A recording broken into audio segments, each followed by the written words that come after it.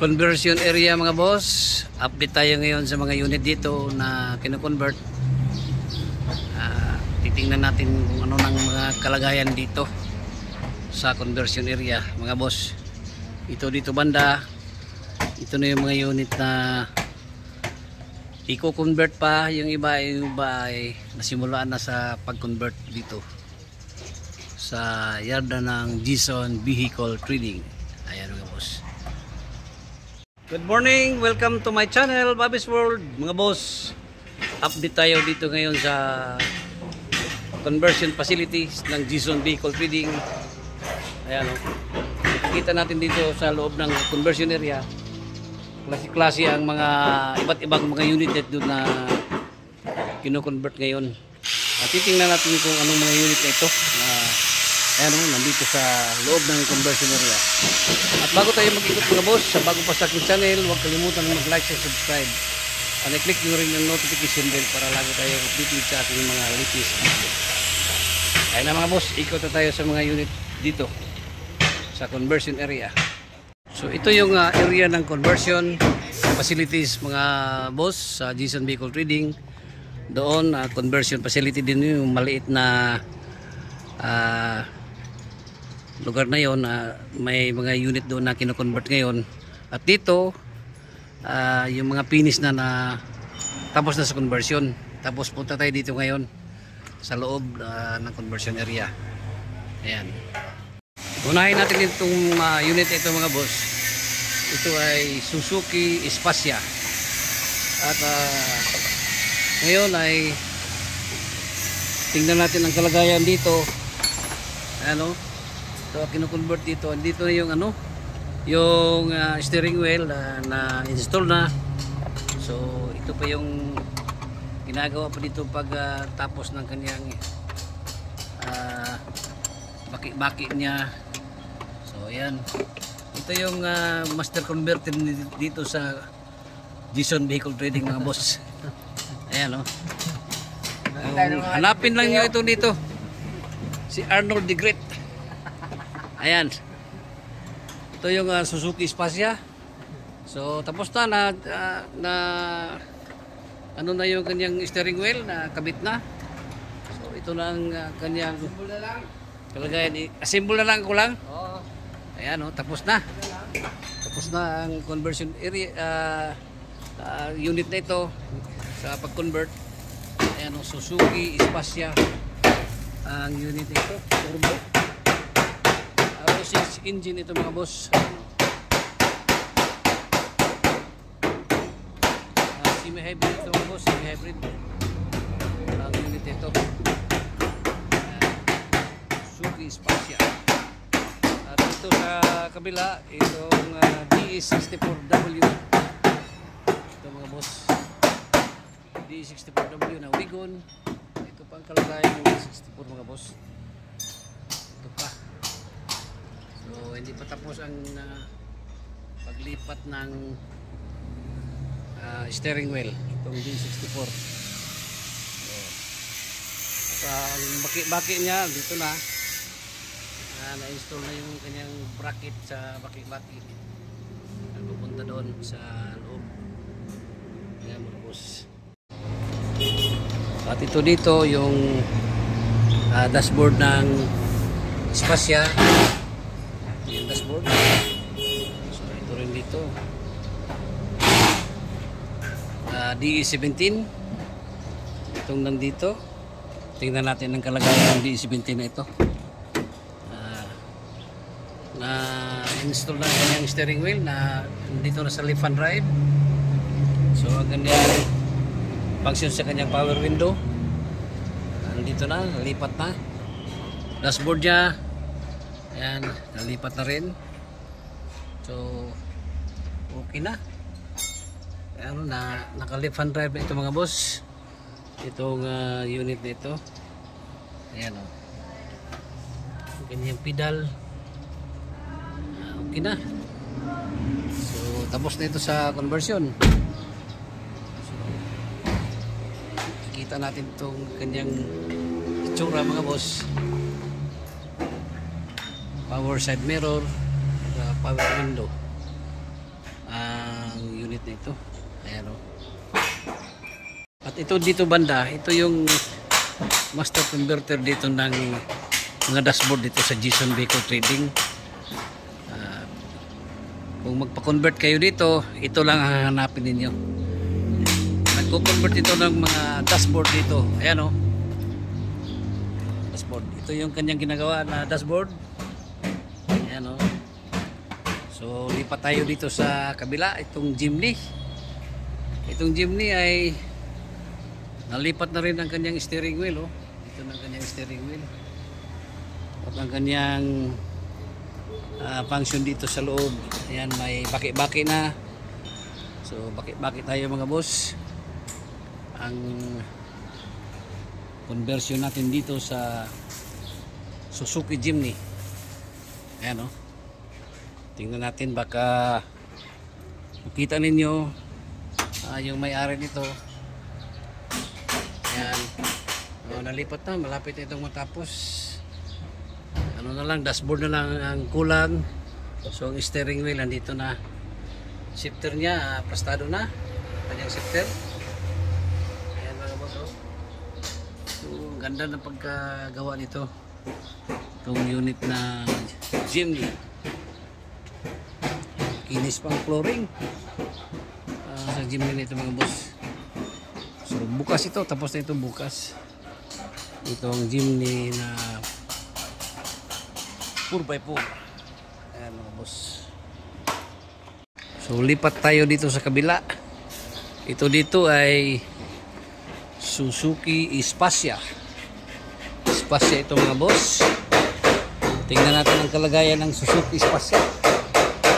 So, hindi pa nakabit ang steering wheel pero kanyang baki-baki. Ayan o. Install na ang kanyang baki-baki mga boss.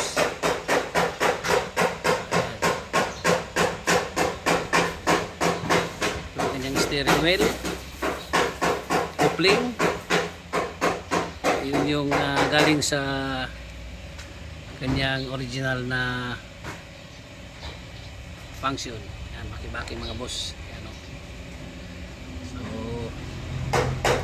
lapit itong matapos itong Suzuki Spazia ito, kulay pink.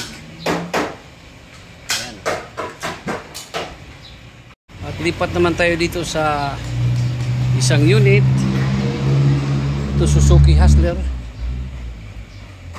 Tingnan natin ang kalagayan ng Suzuki Hustler.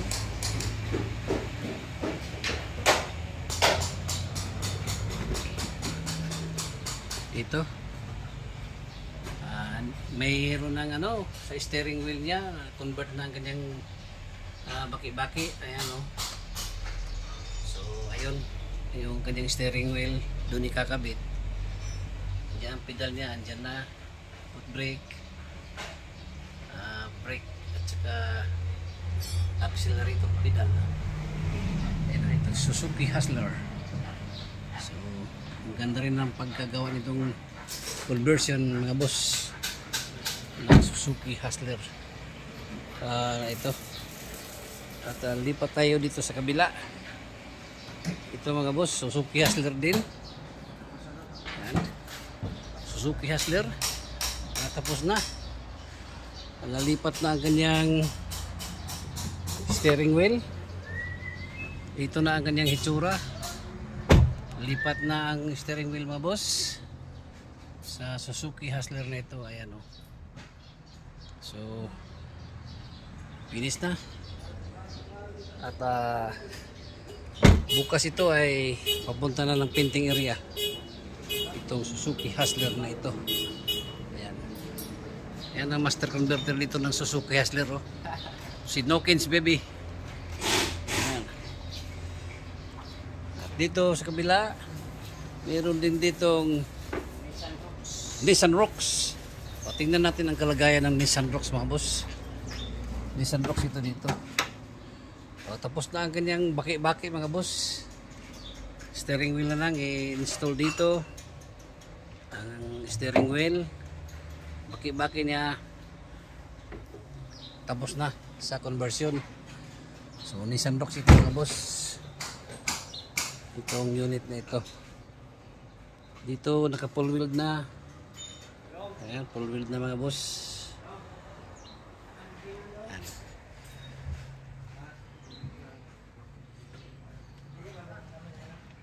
Kikita natin dito sa labas itong itsura ng Nissan Rocks na ito. So diretso tayo dito sa kabilang unit. Tingnan natin ang kalagayan nito. DE64B. So ito pa. Ang pedal pa ang natapos sa DE64B na ito. Ayan. So ang conversion nito, tingnan natin ang conversion ng DE64B.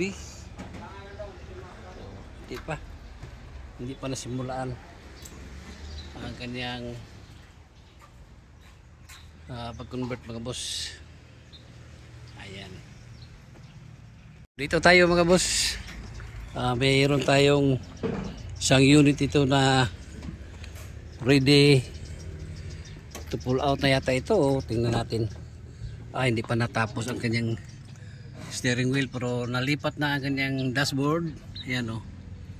Steering wheel na lang i-install. So tapos na ito sa conversion mga boss. Ang unit na ito. Stingray Wagon R. Itong nandito kulay talong. Kulay talong mga boss. Wagon R. At dito banda ito Mazda Flare. Ito Mazda Flare mga boss. Ay tapos na sa conversion. Itong kulay pula. Ayan, lipat na. Nandito na yung kanyang switch sa window at saka sa mirror. Dashboard tapos na. Ayan, ang kanyang steering wheel dito na sa left hand drive. So Mazda Flare ito mga boss. Itong nandito. Itong isa mga boss ay DE64B. Tapos na rin sa pag-convert. Ayan. Mazda ang kanyang emblem. Ito dito wala pa. Ito DE17. Ayan. Tapos na sa conversion. So ready to painting na ito. Ayan. Nandito na ang kanyang steering wheel. So nalipat na ang DE17 na ito. At ito dito banda DE64B. Ito hindi pa natapos. At mayroon tayong ditong DE64W na wagon. Ito tapos na sa conversion. Lipat na ang kanyang steering wheel. Ayan, ito ang kanyang steering wheel. So nalipat na. Schedule for painting na ito mga boss. At dito banda may DE64B dito na tapos na rin sa conversion. Ayan o.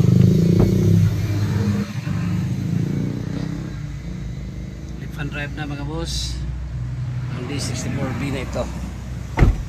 Ayan. At doon may dalawa doon, titingnan natin.